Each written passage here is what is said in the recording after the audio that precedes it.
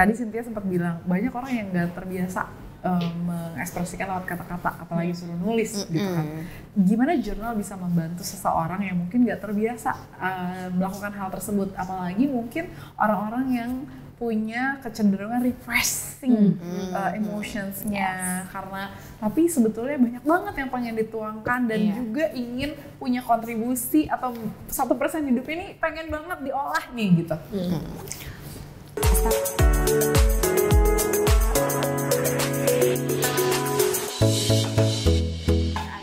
Journal actually helps you to transform. Nah, abis itu in the beginning, I use that journal for my clients. Jadi setiap gue session sama klien, I ask them untuk do this journal for your basic self-love. Sebelum kita masuk ke layer-layer trauma yang lebih dalam, do this first. I use that journal. Tapi terus pada saat along the process, I realize kayaknya ada beberapa missing points yang buat gue kurang nih, harus ditambahin. Which is itu yang gue tambahin, gratitude. Gue bagi tuh gratitude ada dua, gratitude for your life sama gratitude for yourself. Kenapa penting untuk for yourself ya? Karena biasanya orang learning from what my clients always give me feedback dalam session journaling, pasti dia bilangnya, gue nggak bisa nulis gratitude for myself. Udah ya, gue nulisnya gratitude for life aja. Jadi kayak I'm grateful I have food, I'm grateful I have a job, I'm grateful I'm healthy gitu. Terus the more I think about it, the more I'm like, right, it's bagus sih gitu, bagus lo bisa grateful sama hidup. Tapi terus bagian self love-nya di mana ya?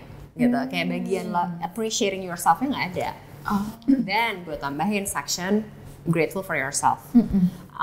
Udah gitu, apalagi ada beberapa yang gue tahu. Ada magic I'm creating today, professionally, personally. Nah itu juga gue bagi. Jadi gini, pertama kenapa I use the word magic?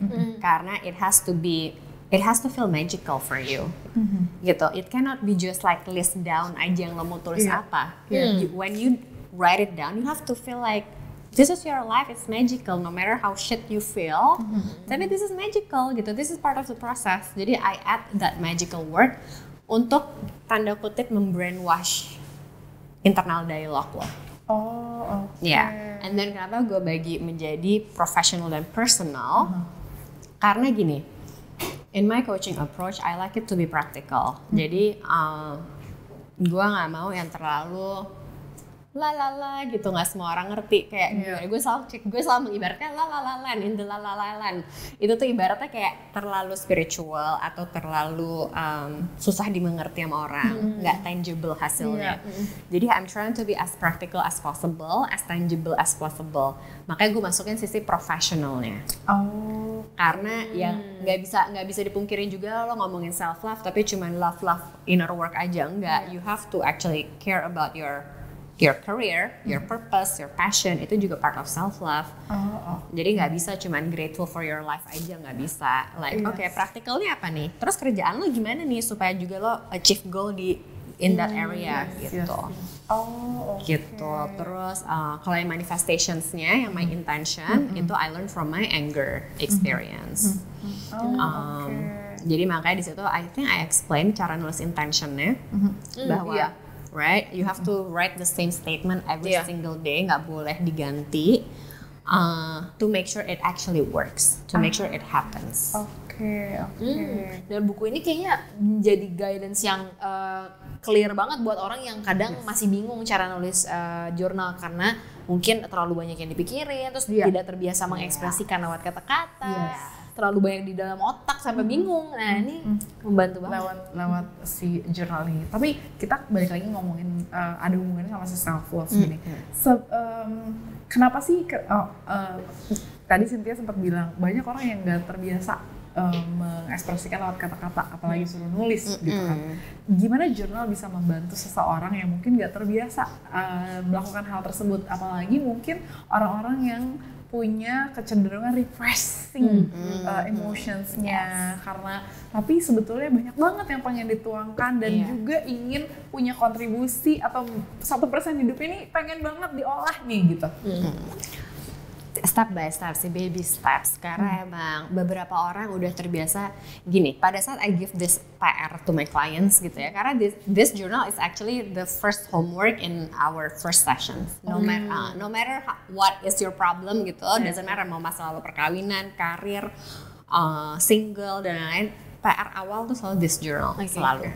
Karena I feel like this is the basic foundation for you to get to know yourself sebelum masuk ke yang lebih dalam. Tapi beberapa orang yang emang mereka nggak terbiasa untuk self reflection, pasti come back to me bilang, gue bingung gimana nulis bagian grateful for myself. Gue nggak ngerti gue harus muji diri sendiri, pasti gitu.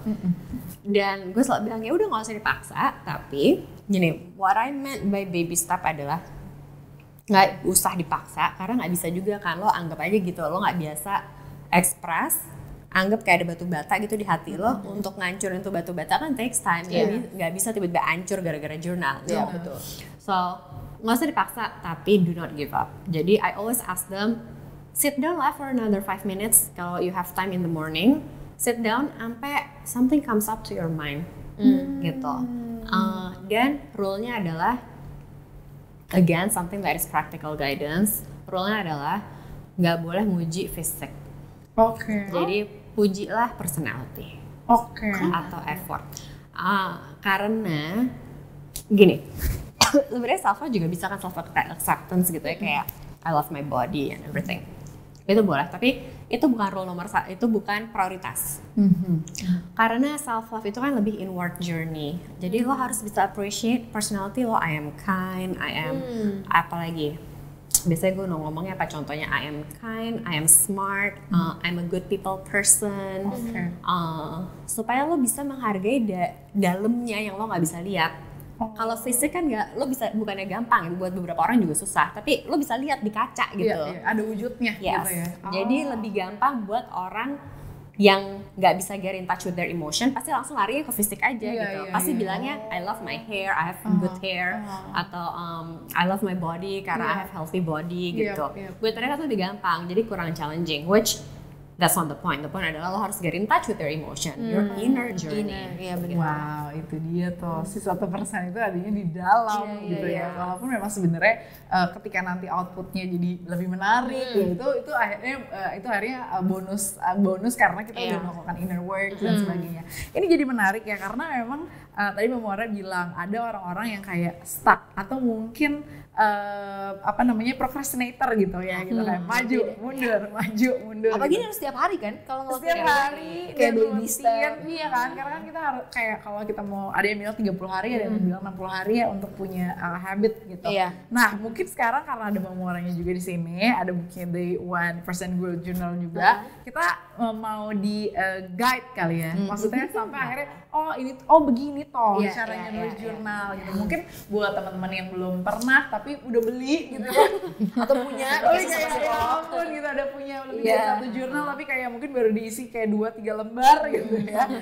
Tapi kayak tapi pengen gitu menjadi ini sebagai satu habit, karena memang ngelihat ternyata orang-orang yang rajin menuliskan jurnalnya, memberikan afirmasi yang positif, itu punya dampak yang baik banget, bukan hanya untuk dirinya dia sendiri, tapi juga untuk orang-orang sekelilingnya gitu. So, kita coba. Di sini aku ini paling di awal aku nggak apa-apa untuk spill gitu ya, my motivation to write this journal. Aku pengen pertumbuhanku terukur supaya proses ini juga bisa bermanfaat untuk orang lain. Itu yang aku tulis di sini. So, aku sangat mungkin di sini karena kita mungkin ini karena ini belinya udah setahun baru diisi dikit. Baru udah dikit, masih dikit banget karena itu ya. Tapi kita pengen ini jadi satu kebiasaan baru juga gitu. Setelah kita ngobrol sama Mbak Muaranya. Iya.